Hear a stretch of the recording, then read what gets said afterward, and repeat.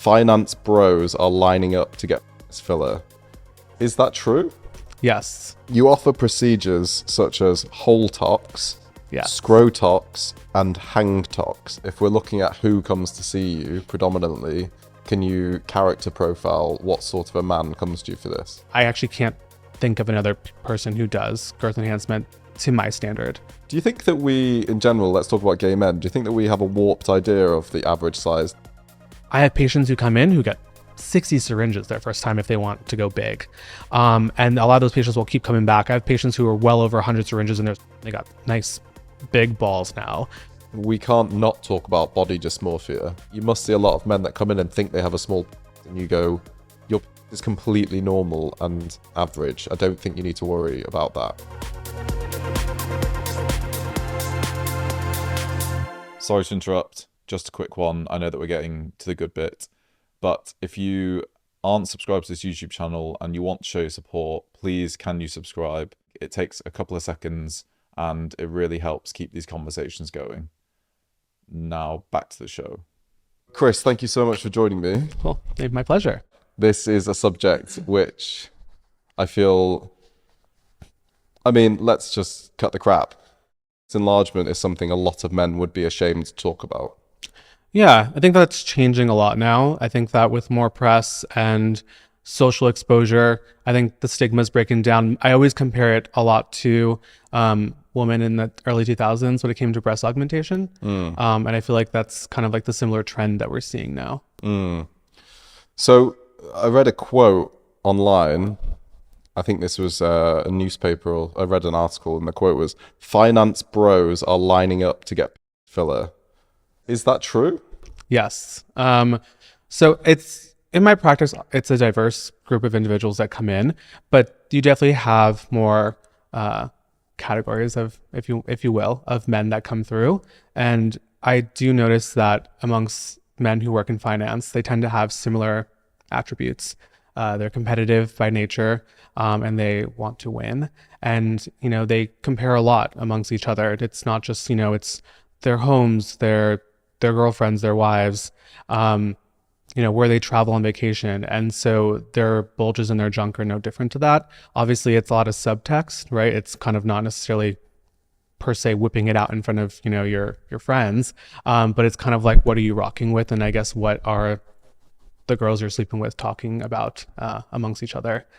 So yeah, it's definitely a large group of men who come through, tend to work in finance, real estate. And so they tend to be also very competitive with how large they can go. So the $1 million question, can you increase the size of your penis? Absolutely. Asking for a friend. But you say yes. Yes, that's what it's all about in my practice. And I also do lots of scrotum filler as well, which we trademarked as ScroFill. And so that is all about increasing the size of the scrotum itself with intradermal injections. Nothing goes inside the scrotum.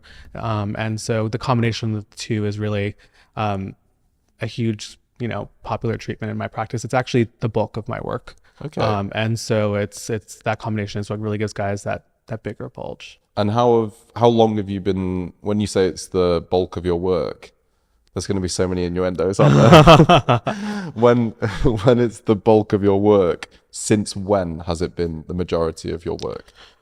I started offering the treatments 3 years ago when I started my practice. And I would say there was a pivotal shift probably in a year and a half ago as the sexual enhancement procedures started to be neck and neck with facial treatments in terms of, because I also do lots of jawline filler and basically structural augmentation to enhance a man's profile. But I would say about a year and a half ago, they started lining up and they were kind of going neck and neck. And then about, I would say a year ago is where that changed. And so ever since, 2024, it's been mostly sexual enhancement procedures. And when you first got into what you're doing, had you forecasted this would be what you become famous for? I did. I did go into it knowing that it would be a success. I knew that it already was gaining popularity just by following press trends, but I looked at a lot of what was out there in terms of the quality of people's work, and I was never impressed. I think that the same artistry that was being applied to the face that we were seeing develop over time in terms of facial augmentation with fillers wasn't being applied yet to the penis. It was really just kind of pumping it up more or less, like, and just making it bigger, but not aesthetically keeping in mind like to make it look good. And so that to me was where I saw opportunity of where I could really go into that space and really do some quality work, really get some good before and after photos, which we have so many of on our website of the healed work. So it's not showing the penis like freshly injected, like, no, this is the actual result that you pay for. This is the result that you actually see, 6 weeks later. And so I have photos of people's penises erect and flaccid before and after, as well as showing the size increase. And so I just really wanted to build a really strong portfolio so that people could see what quality work looks like. Yeah, so during my market research, I looked at all of your photographs. Fabulous. And I did notice that a lot of yours are erect. Yeah, they're both flaccid and erect. Yeah, flaccid and erect. So you do show the erect result in your photos. What I couldn't help notice, though, is that so many of the men have big penises already. So is it the case that they would just want them even bigger? I think that, we certainly do have men on there who have longer penises. But if you were to go to our page like now, it's a very diverse size group. So I think that people don't realize, I guess, when those photos, the way I guess the photos are taken, maybe they may look like some look like they're particularly longer, but we have plenty of them there that are 5 inches, 5.5 inches. Yeah. Some maybe like a pinch shorter than 5 inches. So that's our average range. And then we do have some that are longer. So no, there's definitely a diverse group of men that come through. I will say that most men that do come through for penile enhancement typically are average, and many also are a little bit above average in length.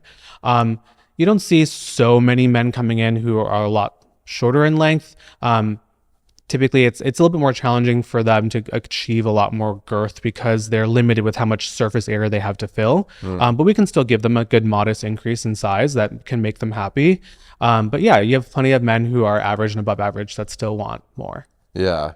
You offer procedures such as hole tox, Scrotox, and hang tox, as well as lots of other things which are not just genital based, but are facial and aesthetic and things like that. Yeah.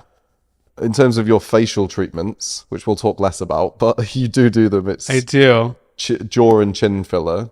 Yeah. So I kind of always tend to combine jawline filler, chin filler, and lateral cheek filler when I'm enhancing a man's profile. Yeah. Really kind of gives you that really nice structure that you can appreciate in photos, videos, and of course, real life.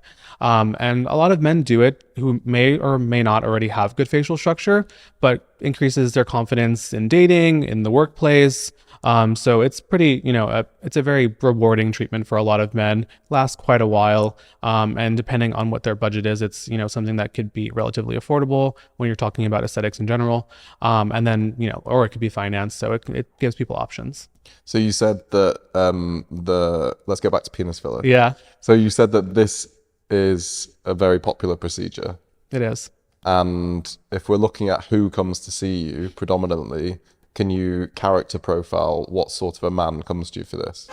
This episode is sponsored by Manscaped, and that is very good news because sponsors keep this show going. For hairier guys like myself, I think that Manscaped products are the best on the market. Their lower body and face products I've been using for years. The facial products like the Chairman Pro, or if you want to deal with downstairs, seeing as it's Pride season coming up, I hope that you don't just deal with downstairs once a year, but if you do, that's cool. Then the Lawnmower 5.0 Ultra is for you. The trimmers are waterproof, so you can use it in the shower like me. It has what I love about Manscaped products, the skin-safe technology that helps reduce nicks, cuts, and irritation. And when you're dealing with your downstairs, that is very much appreciated. So if you're looking for a Manscaped product, you can head over to manscaped.com and use the discount code ALLOUT for 15% off everything in your entire order.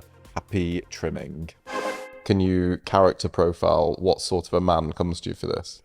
So you definitely have like your finance bros, more so to speak, who are your 30-something, finance guys. They're extremely competitive. They are, a lot of times it's still single and dating and want to have like a competitive edge in the dating market. And they just feel like, this is kind of what they want to do for themselves. I also have plenty of gay men who are partnered, unpartnered, who, for them, I think that it's a little bit more open, and they may or may not know someone else already now who has had this done, which is pretty cool that stigma is starting to break. I have had a lot of gay men come into me that I already have like a friend that is a previous patient or established patient of mine. And so sometimes they'll tell me, oh my God, yeah, he showed it to us in a group or whatever it is. And so that's pretty cool.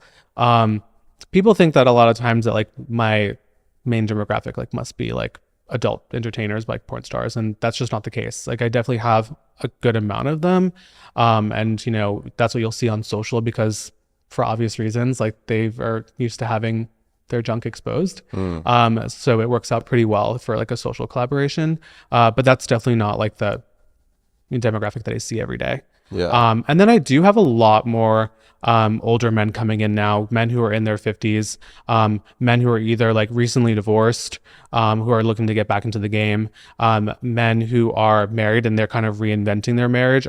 One patient always comes to my mind because him and his wife were recently like empty nesters, so the kids are fully out of the house. She had gotten a little plastic surgery, like a little nip and tuck, and so he wanted to kind of do something for himself as well to kind of boost his confidence, and they were kind of just like giving their marriage like a nice little reboot. So a lot of that. And then you also have a lot of men who are I get a lot of businessmen traveling in that will come see me. A lot of men from Texas. That's like if I had to pick a state outside of the tri-state area, that's the state where I have the most. They come to you in New York? Yes. Yeah. They fly over here? Yes. To get the dicks pumped up? Sometimes very, very regularly too, like really? Twice a year. Yeah. Is that because they don't offer it there, or because you're the best? And people like my work. I think it's really important, like when actually you're shopping around for a specialty procedure, to really make sure that you do your homework on before and afters. It's not a procedure that is that popular or perfected yet. It's really the one procedure that I guess I can I'll be particularly braggy about, that I feel like my work is substantially better than most.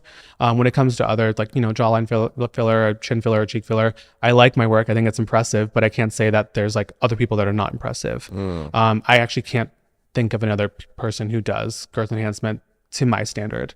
So yeah, lots of different scenarios of why people come see me, but overall it's just about men wanting to boost their confidence. Ultimately, it's something that's for them. And so it's really just like anything else in aesthetics, like it has to be for you. You can't do it for someone else. Part of the question that I just asked you about the character profile, I'm curious, are most of these men gay? For my girth enhancement and scrotum filler procedures, it's actually about like a 50-50 ratio. Okay. So it's most of my facial aesthetics practice is mostly gay men. But when it comes to sexual enhancement, pertaining to girth enhancement and scrotum filler, half of them are straight. That's interesting. And would you say that most people come in to see you and they're very nervous? It varies a lot, but yeah, I mean, you do expect someone to have some anxiety coming in. It's my job to take the time to educate someone, to let them know what it is that we're doing in full detail, answer their questions. And what's really nice is that as you kind of go through that process with someone, you get to see them unwind. You get to see their face relax. You get to see their body posture change. And that's when you're doing a good job. So I anticipate it. I know that for obvious reasons, it's a scary procedure, but it's really not. It's actually a procedure that getting it done is virtually painless. It's actually one of the easiest procedures that I do in terms of the experience of it. Sure, after the fact, when you're doing post-care massaging and molding, it might be a little sore or tender. You take some Advil Tylenol, no big deal. But you're not walking around uncomfortable. And during the procedure, you are completely relaxed. You're doing a little bit of laughing gas. You're completely numb down there. So having that reassurance with people, when I explain it to them, they feel a lot better. And then when people come back for their second appointments, they're cruising. Right. And how did you get so good at this? How do you practice on people's dicks? Yeah, I mean, for me, I think what helped me a lot was that I did some fellowship training during my doctorate degree with a sexual health urologist. And so having that exposure to urology while also simultaneously working in aesthetics at the same time, oddly enough, working there and doing some training there, it was really focused on a lot of men who have like ED and need hormone replacement, it was really just focused on that. It was not dealing with prostate, issues. It was focused on just men's sexual health. And I encountered a lot of men there because I was, there pretty regularly for training a couple times a week that had kind of botched work done. And seeing what I didn't like about it also kind of gave me more perspective so that when I started doing it, like what not to do. I think that can be just as helpful as like what to do. And so that really kind of provided a different perspective alongside, I think, just kind of like my aesthetic eye and my, attention to detail and follow up too. Because I think that when it comes to aesthetics, a lot of providers don't like doing follow-ups because it really opens them up to criticism. When someone comes back in, and you're asking, okay, how does everything feel to you? How does everything look to you? Not everyone's always going to say, oh, I think it's perfect, thank you so much, and walk back out the door, right? People might say like, oh, I think it's really good, but this is one little spot, this and this and that. And I think being open to that feedback is really what allows you to perfect your craft, because you get to see and you get to learn in real time on someone who already has, a semi-healed or fully healed result of how you can continuously improve your actual, technique. So for me, my techniques is ever evolving. Like the way that I inject now is not the same that I injected a year ago. It's always changing. And even as I see new circumstances, and I do lots of revisions now too from other people's work, lets me see complications that maybe, or scenarios that I would have never really thought of, having not encountered them myself with my results. That makes me think about it in a different way and being more mindful so that I don't encounter that issue with my own patients. So I think just being open to criticism, learning from yourself consistently, and listening to the patients is really what allows you to constantly get better at your work. How many dicks have come through your door now? Oh, I don't know. I do usually around 3 a day. 3 a day? Yeah. So you've done hundreds, have you? Mm-hmm. Right, okay. And you would say that most people come back for more. This is something once they see the benefit they like and want to keep up. Yeah, so most patients do come back for refills. I do like to give people all the education up front and really have full transparency, and we have a really elaborate website on a lot of this as well. But I take the pressure off of people having to come back. You don't have to maintain it, right? It will just basically slowly break down and fade away over around 3 years or so, plus or minus, kind of depending on the person's metabolism and how much filler they had injected initially. So guys don't feel confined to keep doing it, whether it's a financial issue or whether they just don't feel they want it, even if they liked it the first time. But no, most people do come back for refills. I tend to tell most guys to kind of do like a yearly maintenance. If they're trying to go bigger, then I like to see them a little bit earlier than a year, just because you kind of want to stack on what's already there so you can kind of increase the size. And I do have a lot of men that do that. I tell them try not to go longer than a year and a half without touching up if they do intend to maintain it, just because it creates a bigger disparity in terms of how much time has gone on, where a lot of it has come down. You might need a bigger touch up than you may have intended. Well, let's talk more about the penis in general. Yeah. So what is the average sized penis and the truth of the matter? Because there are so many different stats. Yeah. Country by country and all of these different studies that are done. But from your side, what would you claim is the average erect penis? Yeah. So the average erect penis is actually usually around 5 inches to 6 inches in length. And then it usually is around 4.5 to 5.25 inches in circumference. So when doing girth enhancement procedures, what I tell most guys is that for average length guys, most guys coming in are really around like 5.5 inches long. That's like really kind of like the true average, but obviously that range of 5 to 6 inches is what you generally see. For most of those average size guys, I recommend 15 syringes in their first initial treatment, and that should get them around 1/2 inch increased size in circumference. So for guys who are 4.5 inches in circumference, that'll make them 5 inches. Right. Most men strive to achieve close to 6 inches in circumference. It kind of is that hefty size that when someone looks at it, they're like, wow, he's got a thick dick. You know what I mean? So that's typically what people try to achieve. Are there guys that go bigger than that? For sure. Once you get to a certain size, increase, you have to be cognizant, I guess, of, who's taking penises that size, and I guess what is it for? What's your intention with going that size? And everyone's different. I mean, there are guys who still use it just as is and going bigger, and they can, they find the right bottoms or woman to take it.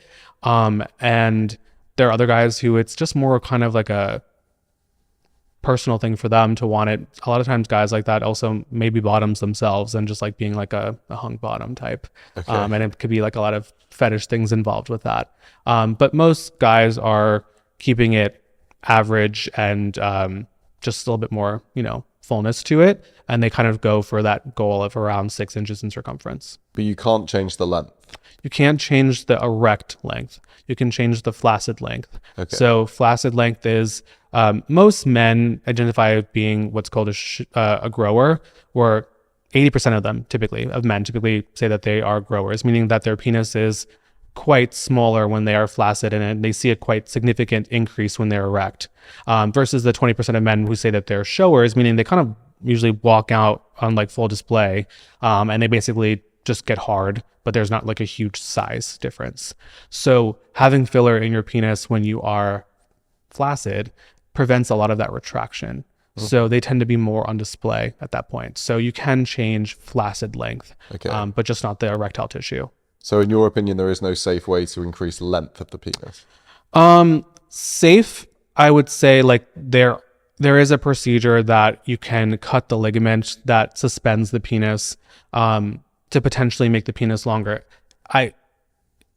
Safe would really just kind of depend on the provider who's doing it. I think that there is safe options to do that. I don't recommend it though. And the reason for that is it's kind of you always want to look at procedures that have a really good, consistent results that you can be seen in across multiple patients. Like you have a predictable outcome, right? Very low variability. For cutting the ligament of the penis, the suspensory ligament, it kind of has a really poor variable outcome. So 1/3 of patients will get the result that they're looking for, where they feel longer and they get that length increase. They will still no longer get erections that come up. The erections will kind of point down because they don't have that ligament pulling them up, but they will be longer. 1/3 of patients will heal and the ligament will actually repair itself and they'll get no results at all. So they went through it for no reason. 1/3 of patients will heal and the ligament will hypercontract and they'll actually get shorter. Oh, gutted. So that to me is a very, very bad ratio. So I think right now there are no promising procedures to enhance the erect length of the penis. But to answer you appropriately, I believe that procedure is still safe, just not as highly predictable and effective as people may like it to be. Okay. That sounds kind of scary. The idea of I wouldn't recommend it. Yeah. No, I mean, cutting a ligament which keeps your penis upright sounds necessary to its function. Yes. Yeah. Yeah. Talking more about penises in general, so you've kind of said that the average size penis is between 5 and 6 inches erect, and then the myths or the stories or whatever men like to say about people's height, people's shoe size, people's hands, people's whatever, is any of it actually true in your experience? No, it's not true. I think that there was one study on correlation between index finger to ring finger ratio, something like that, which had enough people on the study that kind of saw some correlation, but it's not a large study, so it's not really impactful. But no, there's no correlation between height, feet size, noses, any of those things. Noses? I've not heard that one before. Yeah. What, yeah. if you have a big nose, small nose? I think it was if you have a big nose, Really? and you have a big dick. Yeah. I've never heard that before. That's Yeah. funny. Do you think that we, in general, let's talk about gay men, do you think that we have a warped idea of the average size dick because of porn and who we see naked more often, which will inevitably be guys who are more confident with the size of their dick? Yeah, I mean, I think that men in general, straight men no different than gay men, Yeah. have a warped perception of what penis sizes actually are. Yeah. I think the difference is that straight men typically don't have someone to talk about it with. Women are much more actually realistic at actually knowing what size a man is. When there's been studies done on asking a woman how big a penis was versus a man, and they typically give more accurate results. Because I think for a lot of men, whether it's their penis or, if it's a gay man judging someone else's penis, they feel kind of more gaslighted into like the fantasy of it being bigger. Yeah. And so, yeah, I think that a lot of it comes into like wanting to feel amped up about it. But no, we definitely have a false presumption of like what penises actually really look like, and the different shapes and sizes that they come in. And also, straight guys might only ever see other erect penises in porn, Correct. whereas gays are obviously sleeping with each other, so we get to see far more of them in real life. That's exactly right. Yeah, but it also will kind of depend on more or less, I guess, the type of people that sometimes you're hanging out with. I mean, if you're hanging out with a lot more well-endowed people, your perception of what penis size might be a lot larger, and you may feel like maybe you're a lot smaller or below average, but maybe you're just hanging around people who are all just above average, and so you might be average. It kind of just depends. So talk me through the procedure itself, and I know that you do. I want to go through these procedures, but I want to talk about the penis filler one. Sure. What's the name you've got for this? Penis filler, girth enhancement. Girth enhancement. Yeah. So do you do it erect or flaccid? So I will inject the patient beforehand with a little bit of Trimix. Trimix gives you what I call like an artificial erection. You do not need to be fully hard for this procedure. I just don't like men to be fully flaccid either, where they're like kind of hyper contracted. I always kind of say like I'm think of myself as kind of like a sculptor, architect, and I like to visualize the full scope of what I'm working with. So I will inject them with a little bit of Trimix. We let it kind of kick in. I don't put a lot in there because I also don't want them to be rock hard. That can also make it challenging. But kind of in a chubbed up state is ideal. And so what I will do is I always kind of point out, like, if this is your penis, my nail bed is the glans, up here is the base. I'm injecting along the sides of the penis, not injecting on top of the penis, because penises, they can curve left, they can curve right, they can curve up, they can curve down, or they can be perfectly straight, but they are not dome shaped. So penises on top are flat, right? So injecting the penis on top with filler would distort the shape to be more dome shaped, more kind of sausage like. Right. And so that to me is kind of a dead giveaway that there's been an augmentation. So when you're being strategic and artistic about it, you'll just be injecting along the sides in order to create a really nice widening effect. And it will naturally kind of feather over a bit and kind of have more of a blended appearance. So there's nothing that sticks out to you. That's the best way to do it artistically. I will also kind of taper the effect more or less. So again, if this is the head of the penis, this is the base, because people are very cognizant of those bad cases where the enhancement of the shaft can make the glands look, the head, and make it look very small. Yeah. So you always want to put the most amount of girth towards the base and slightly create a transition zone towards the glands so that you're not distorting that proportion. Okay. Obviously, it's respecting the anatomy on the individual and, if it's all kind of catered to that person. But more or less, that's my intention, is to always kind of have a very transitional zone amongst it so that there's no like ruining the proportion of the penis. Because you can't put it in the top. You can put it in the glands. So I do it regularly for people, but I never like to do it on first-time patients because I'm very transparent when it comes to what to expect from these treatments. And so the glands is sponge versus when we're injecting the shaft, we're injecting subdermally, so below the skin. And so you really see a lot of your bang for your buck, so to speak. So whatever you put into the shaft, you see it. So it's a nice increase. Patients can appreciate the money that they're putting into it, and it feels well justified, versus the glands is sponge. So you really only see the enhancement of the glands when you're fully erect, because then you're engorged with blood and you're pushing on that filler that's injected along the outside.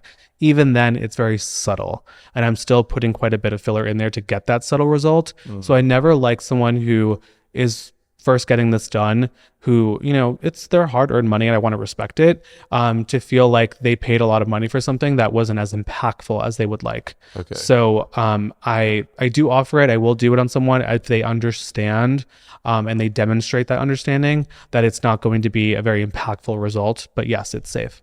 So when you're injecting the shaft, do you do one and then massage it, or do you do several and massage? Yeah. So I inject with what's called a cannula.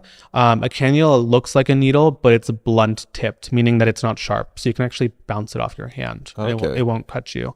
So if this is the penis, this is the head, this is the base, it's all numb, so you won't feel anything. I'll poke a little hole with a needle and then slide on through with the cannula. The cannula being blunt tipped makes it extremely safe, meaning that even if there's a vessel that's in front of the cannula, it'll either move the vessel out of the way or you'll just bounce off of it and you'll have to wiggle around it. It won't pierce it, which is what allows you to prevent an intravascular occlusion.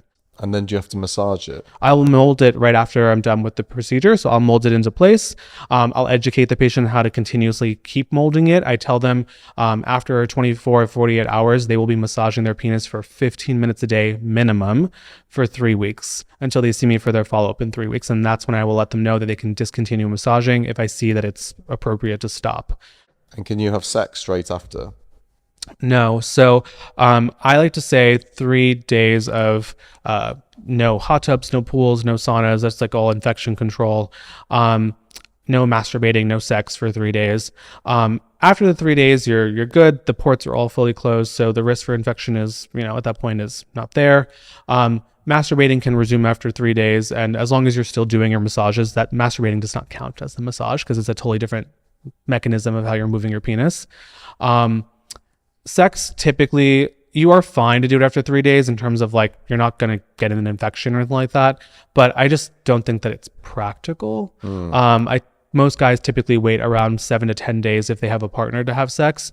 And if they're single, they typically wait around 3 weeks to have sex so that it's more healed. Yeah. Just so that they feel confident with how everything's, feeling and going down there. What happens if the aftercare isn't followed and you get a naughty patient that turns up and have sex the next day and they never massage it? What can happen? If you don't massage or take care of your penis, then you definitely can get some lumps and bumps and irregularities. I always like to tell patients that I'm doing 90% of the work and they're doing 10% of the work. Yeah. So if they want a fantastic outcome, then they also play a vital role in making sure that happens.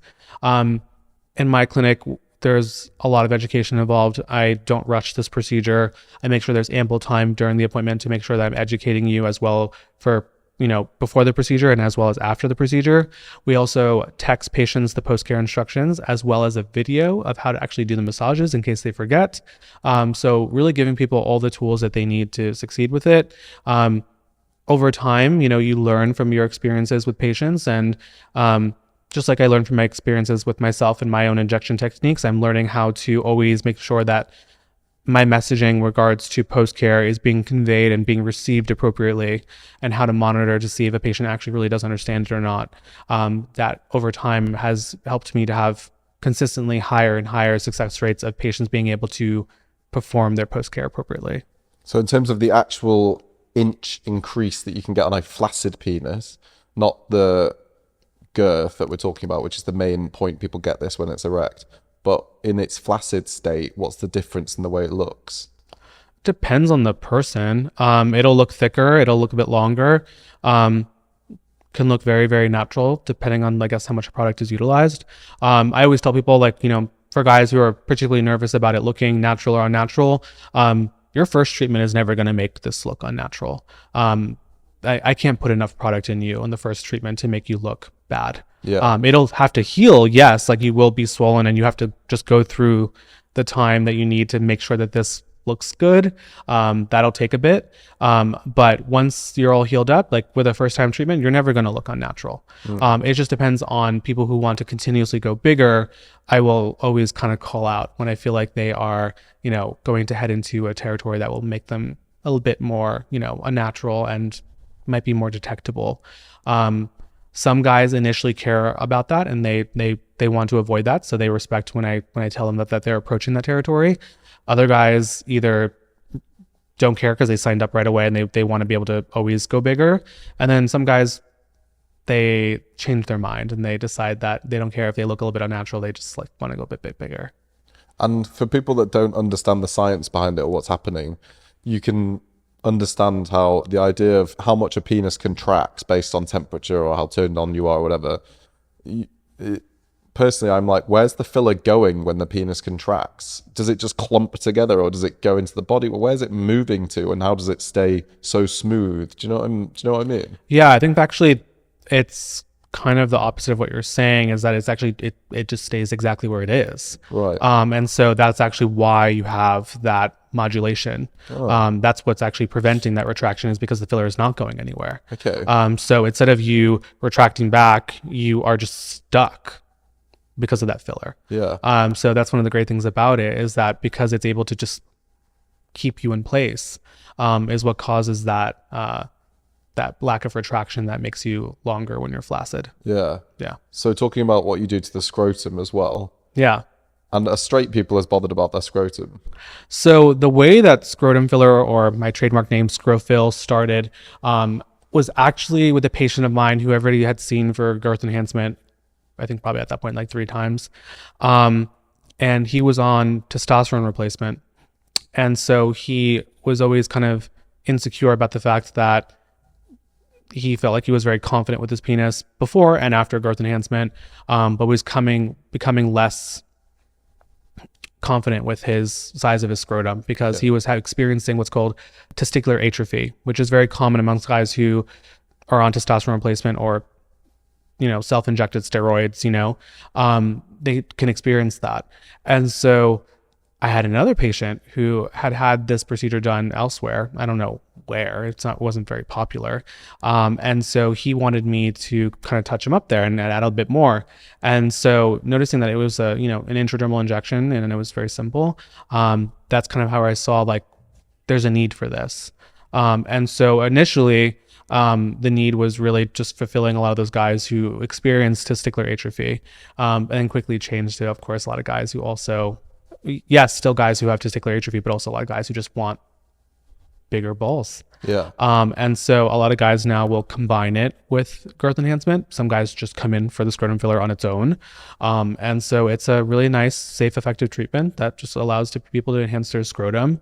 And it's really impactful for the size of your bulge. I sometimes will tell people that balls make a bigger difference, I think, for the bulge than the actual penis does for most people.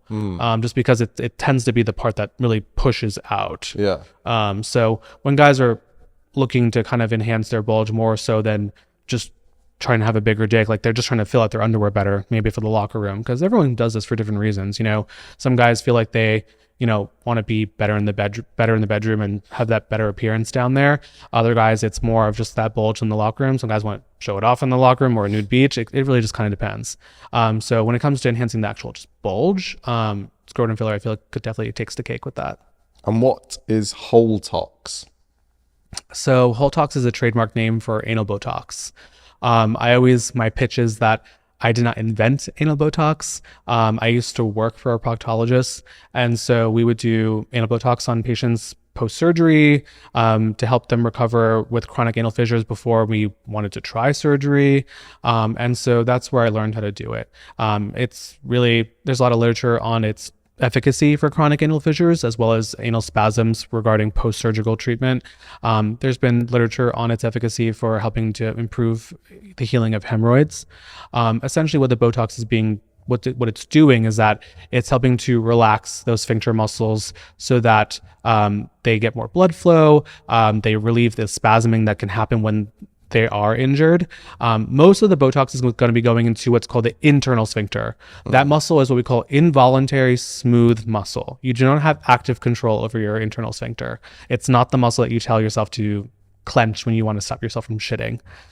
So most of the Botox goes there because that muscle can be really responsible for when you are being inserted. You'll make it past the first sphincter. You'll get into that second sphincter, which you don't have active control over. So you kind of can't always tell your body to relax it. if that muscle starts to spasm on you, the general reflex from your body is to just push out, and you'll tell your external sphincter to push out, because that one you do have control over, and that's where a lot of the trouble can start to be for a lot of these guys. Okay. And that spasming, that tightening makes people more susceptible to injuries. So I really do think of Botox as not just a treatment for chronic anal fissures and for hemorrhoids and post-surgical, but also really preventative health when it comes to people who like to receive anal sex. Because it does help minimize a lot of potential issues that they could be having when it comes to getting a tear, because fissures are kind of like a paper cut on your butthole. They're small and minuscule, but they can be extremely devastating to your sex life and also just to your general how you feel going to the bathroom and everything. This procedure is extremely predictable. I never lose sleep over this procedure. I'm never worried about it. I do 3+ of these a day. Around Pride, I do sometimes 6, 7 a day. It can get quite insane in my practice when it comes to this procedure. It's very, very popular. And I don't lose sleep over it. It's very predictable, but you are kind of assessing the patient as a whole when you're talking to them, when you're taking their intake, when you're also inserting the anoscope to inject them internally. How much resistance are you hitting? That's going to kind of allow you to see how tight this person is, so you know how to dose appropriately.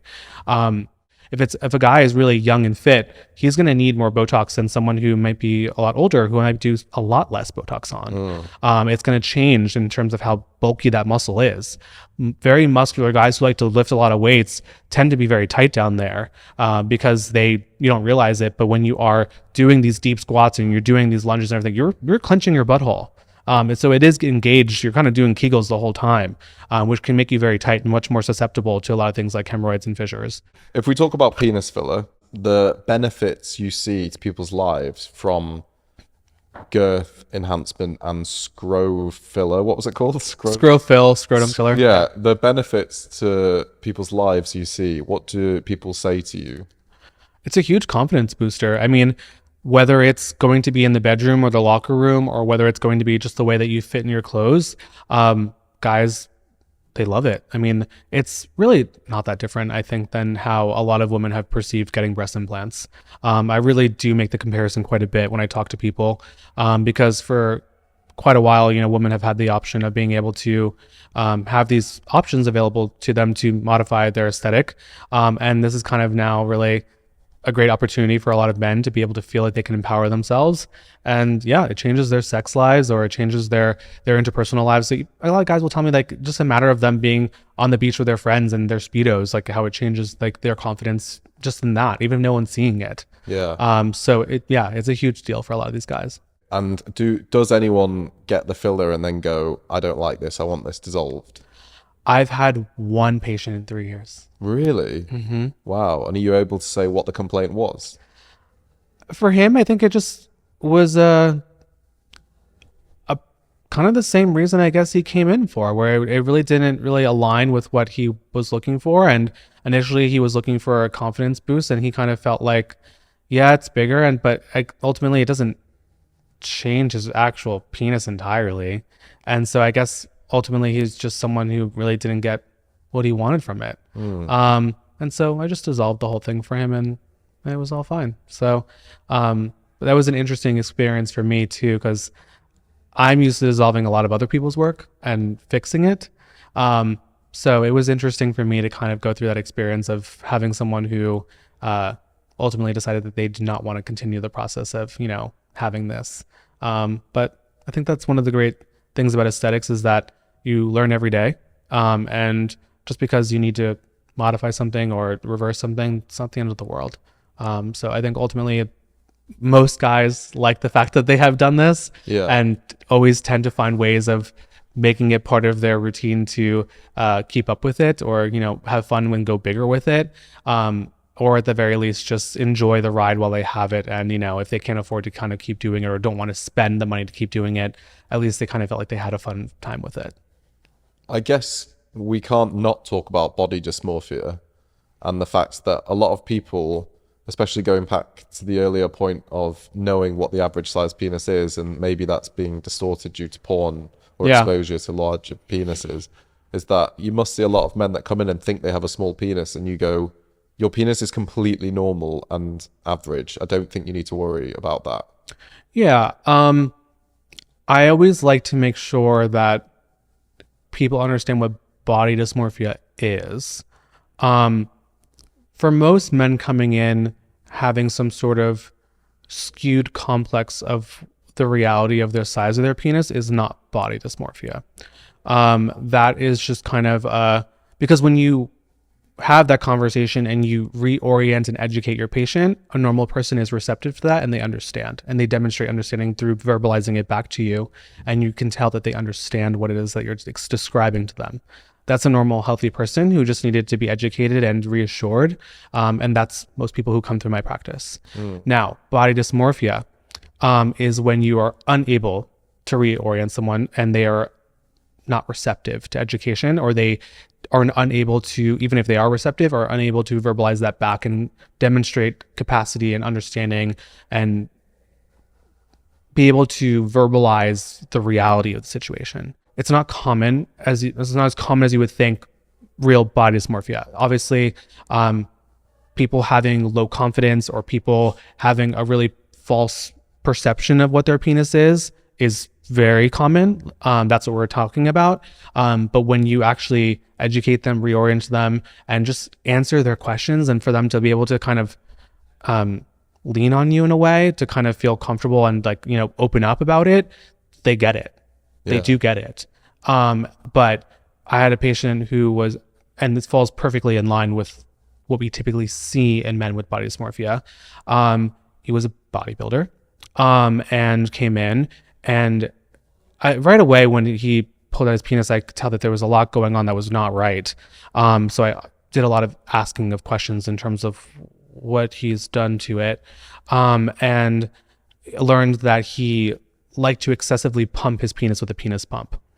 Now, penis pumps are great. I recommend them. They're kind of a natural exercise for your penis, but you need to know how to use them appropriately. So you have to find a product that is a high quality product, penis pump, that's not going to pinch and hurt you. It has to be fitted to you appropriately, so not everyone can get the same size. And then you don't want to pump for longer than 10 minutes at a time. So you should be fully engorged inside the pump without it being painful. A little bit uncomfortable is okay. A little bit uncomfortable. This patient was pumping for 45 minutes a day. Wow. Yeah. Okay. He had lines of scar tissue along his penis. Like it was lines going around it in circles. And I told him that, I don't think this procedure is for him. I think that it would be unsafe for me to kind of navigate through scar tissue. Scar tissue does not behave the same as regular tissue. It doesn't expand well. The way that the penis, the way that things could heal would be much more unpredictable. I don't think I would be able to give him a result that he'd be happy with, which then would end up back on my plate to have to fix and refund or whatever it may be. And I just didn't, obviously I was aware that that patient had body dysmorphia. I could, clinically, he marks all the criteria for it. And he didn't like that answer. But I stuck to my guns about it. And I said, listen, I understand that this is what you want. And I'm sure that there's plenty of providers out there who will still go ahead and do it for you. But unfortunately, it just won't be me. Okay. And I just politely declined service. I refunded him for his time because I just don't want the issue in terms of this deposit. And I just sent him on his way. And that was that. But I'm almost sure that he found probably someone else to probably do it for him because he was pretty insistent on wanting it done. He offered to pay me more money to do it. And that's also a red flag. I'm not doing it at all. But it's important to have those standards in your practice for your patients and also for yourself. And is all of this expensive? I think that price is something that is really relative to the individual. I have transparent pricing on my website in terms of how much things cost. Everything on my website is transparent in terms of cost, FAQs. I think that in aesthetics, you can see a lot of people who will gatekeep pricing to lure people in for consultations. I'm not that person. If this is not something that's in your budget or you're willing to do, or that you don't have general access to most of the information that's important to know about this procedure up front, I don't think it's a good use of either of our times to bring you in just to tell you how much something costs for you not to be able to afford it, or just to not tell you that what the amount of downtime is that you should expect, or what the size increase that you should expect. I want you to know all of that before you even come in and see me. And then basically you're asking me questions to get reassurance, to kind of feel me out, if anything, to see how you feel comfortable with me, to maybe ask more elaborative questions on your situation or what your goals are. That's a good use of our time, both of us. But when it comes to the basics of price point, downtime, all that stuff, that's not an effective use of either of our time. That's what the website's for. So for the average size patient coming in for 15 syringes, it's $10,500. I do tiered pricing. So the first 5 syringes is $4,000. The second 5 is $3,500. After that, every syringe is $600. So it just depends on the individual, how much they want to get done, what the price is at the end. That tiered pricing also can work together with scrotum filler. So if someone wants to do 15 syringes in their penis and another 15 on their scrotum, or 20 on their scrotum, or 40 on the scrotum, whatever they want, then they fall into that same price point, so that it helps them from a tiered perspective. Okay. And it's people like that, because if they're there to do more, they get a better price on it. Most patients, I say, with their average size, will do 15 syringes for girth. For scrotum filler, I tell people that they really want to do at least 20 syringes. It's a large surface area. For them to get an impactful result that they feel is going to be a good use of their time and their budget, I tell them to do 20 syringes plus. Okay. But the scrotum is very different than the penis. You can put a lot of filler there and have it still look very, very natural, but very impactful. I have patients who come in who get 60 syringes their first time if they want to go big. And a lot of those patients will keep coming back. I have patients who are well over 100 syringes in their scrotum. They got nice big balls now. But for them to be impactful at all, I usually say 20 syringes for the scrotum, 15 for the penis. And they can always add more at other appointments if they would like to build on it. Yeah. But yeah, transparent pricing is super important in my opinion. I want people to know what they're getting into, make sure they can afford it. Don't refinance your house for this, right? Be responsible like anything else. And so I always like to keep things like open. And finally, I guess, not looking at people with body dysmorphia, but looking at people who have insecurities, who come to you and get these procedures, would you say that they do ultimately help, if not eliminate, their insecurity? If the insecurities are effectively pinpointed in terms of it just being something that is localized to this area and not something that is also whether it's their job or their personality or their weight and other factors that also contribute to this insecurity, then yeah, I have patients come back and they tell me, it's a huge increase to their confidence, right? But if someone has an issue that's very multifactorial, this is something that also, like, healthcare professionals, we assess. I usually talk to them for 10 minutes before I even start the procedure. Yeah. Just getting to know them. And I call things out as I kind of see it. It's important to have that because you're establishing that sense of trust with the patient, and you're also learning about them, and you're able to kind of give them appropriate hindsight of like what to expect. So sometimes patients, for perspective, who might be on the heavier side, tend to experience a lot more retraction. Their abdomen can also cover a good portion of their penis when they're flaccid, and even erect, in some cases as well. And while, yes, we can still help these patients with girth enhancement and scrotum filler, they also would need to address their weight in order for them to fully, improve this insecurity that they have. And so I will let them know options. I mean, I know a great provider who does weight loss management, and I can refer you to him. So giving people their options and making sure that they understand that in their circumstance, my treatment may not be a one and done thing for them to overcome this insecurity that they have. Right. And in your opinion, you think that this is only something which more men are going to get done, and also it will become more socially acceptable to even admit that you've had this done? Yeah, and I've had stories of it too. In gay circles, I think it'll happen a lot faster. It already is happening. I have patients, like I said, who they tell their friends may have seen it, whether it's I don't know, like a fun game night or a Fire Island or what it may be. But they've, they're seeing it more, and people are impressed by it, and more guys are liking it. And I think that it'll happen pretty quickly. I think where it'll be something that people strive to get done, much like augmentations of the breast, where people will kind of look forward to when they can get it done. In straight circles, I think it'll happen slower, but it will happen. I remember a story that with a really good patient of mine who comes from Texas to see me regularly, usually twice a year, and he was drinking with a buddy, and I guess it must have been a couple of drinks in. He kind of told me, like, he's like, I can't believe I'm gonna tell you this, but this is what I got done. And then his friend turned to him and goes, you won't believe it, I've had it done too. And I thought that was really cool that they were kind of able to kind of confide in each other on something that they did. That really kind of boosted their confidence. This patient's really cool, and he kind of has been like, he's been supportive of his wife getting things done to make her feel better, whether it's like her lips or Botox and whatnot. And so she's been supportive of him getting this done too, because it's just improved his confidence and helped their marriage ultimately. So I think that it's a really good opportunity for a lot of people to enhance their confidence and sex lives, and also outside of their sex lives.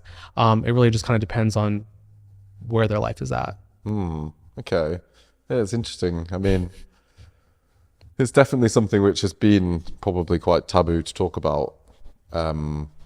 But it sounds as though it's becoming a lot more normal, and it's just another cosmetic enhancement that people would get without really overthinking because it could be scary, couldn't it? The idea of it is scarier than getting it in your face. Yeah, I think it depends who you ask, but yeah, I think the idea can be scary. I think the reassurance of the fact that it is a very comfortable procedure. It's not painful because of all the numbing. Patients of mine who have done facial treatments, such as like their lips, like, lip filler, will tell you that lip filler is astronomically more painful, like by a long shot. Oh, okay. By a long shot. Whether you're numbing both areas, like astronomically worse. Everyone always says that this is like the easiest treatment they've had done. Yeah. Okay, well, if anyone wants to get it done, they know where to go. They know where to go. The king of penis filler of New York and LA now. Yes, I know. Like, I'm really excited it's actually in San Diego.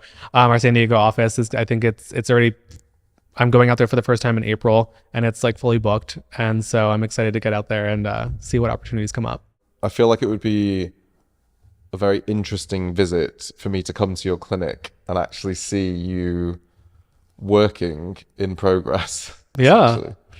I think it'd be a fun opportunity for you to see my approach, how this technique is really just minimalistic. It's easy for the patient, how comfortable they are, for you to get perspective, maybe talking to a patient who is going to be open with you to discuss why they're doing it, how excited they are about it. Can kind of give you that firsthand experience of what people are doing day to day in my practice. So do you think that we might be able to get me in there with a camera? I think we should be able to make it work. All right, I've got another idea for a mini doc then. So I'm definitely, hopefully in my time in New York, going to come and see this in action. Sounds good. Nice. Okay, well, Chris, thank you so much for chatting to me. That was really interesting. My pleasure. Thank you for having me. You're welcome.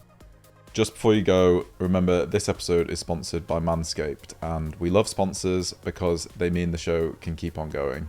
So if you're looking for a Manscaped product, you can head over to manscaped.com and use the discount code ALLOUT for 15% off everything in your entire order. And thank you as always.